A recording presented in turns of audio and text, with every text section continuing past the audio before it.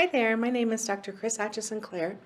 I'm the director of CILMAR, which is Purdue University's Center for Intercultural Learning, Mentorship, Assessment, and Research. And I've been doing this series of videos that essentially walk you as an instructor through various activities in the Intercultural Learning Hub.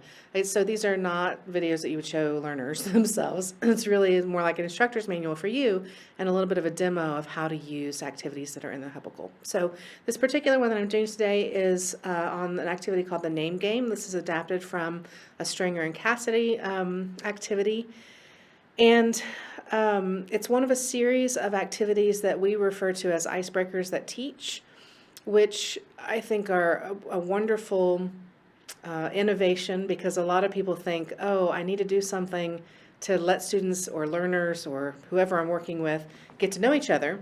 And they don't often realize the potential for having intercultural learning outcomes embedded in those icebreakers.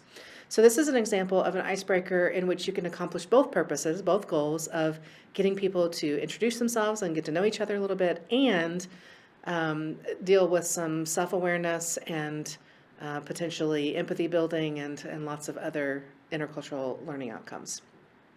So the name game, it's a pretty simple concept. People have a handout, or even if they just have blank pieces of paper, you can throw the slide up there and have them draw themselves, this sort of visual organizer. You're just using this as an opportunity for them to reflect on these things about themselves before they share, okay? So you could feasibly do this with no materials and just ask them the questions, but most people like having the visual organized to sort of help them gather their thoughts and to make a record of what they want to share before they turn to someone and start talking about themselves, okay?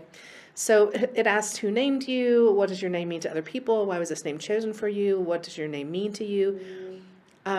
In a very homogenous group with people from all the same cultural background, this probably doesn't have a whole lot of cultural implications, except that people might notice some trends in, in cultural nuances, maybe that there's a lot of people who have family names, or there are people who don't like their names and change them, or whatever, right?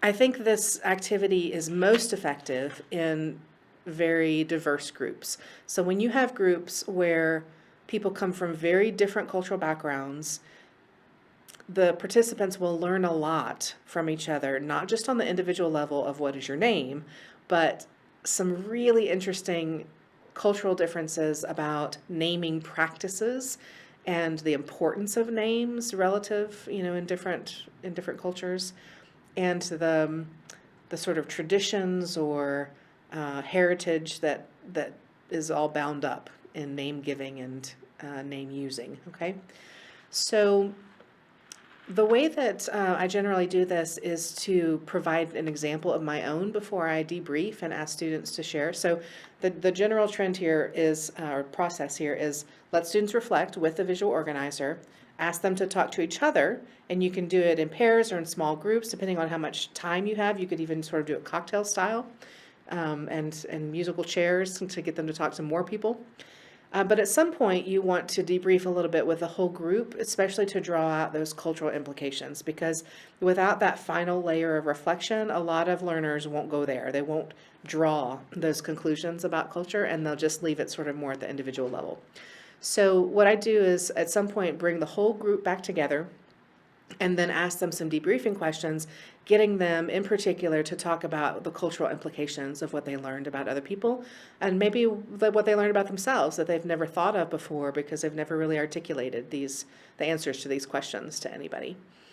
When you have a diverse group, it's especially valuable to point out some of the cultural differences in the room explicitly, and sort of identify the fault lines or the points of potential misunderstanding or conflict when it comes to people not understanding the importance of names, or the importance of pronouncing each other's names well, if that's really important to others, or the trap that we sometimes fall into of giving people names in a sound system that feels comfortable to us instead of respecting the names that they brought with them from their home culture. Sometimes we pair this activity, especially with students in a university context, or staff, sometimes even in a university context. We pair this with a couple of videos. There was a video several years ago that some students made, some Chinese students made, in response to an incident that happened in a dorm where their Chinese names that they had posted on their rooms were torn down or vandalized. And so they made this lovely video about what their names meant to them, and who named them, and the actual meanings of their names, and how important their names were to them, and why they wanted people to actually learn their names and how to pronounce them.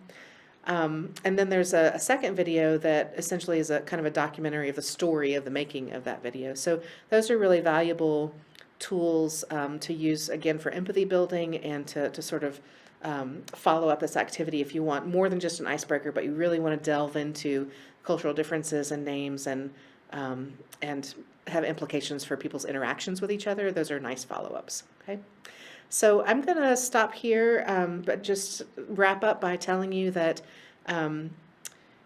we would love to hear from you in the Hubicle. So if you use activities like this, part of the curation process is us not just putting activities in there with their descriptions and their instructions, but hearing feedback from people who use them is so important for everybody involved in this world with us. Of intercultural competence development and diversity inclusion work, to be sharing our experiences as facilitators, as instructors, as mentors, so that we can learn from each other in a community of learning. And so your reviews are super important to that process. We'd love to hear how you're adapting tools. In fact, if you create new handouts or PowerPoints or whatever, feel free to send them to us. We can add them, upload them along with the originals. And then, like I said, the reviews are very important to give other people red flags, and what are the risks of using this? What groups are ideal for the use of this particular, or how much you adapt it in different contexts. So we hope to see you participating in the Hubicle in that way. Thank you very much for watching, and I'm on to the next video.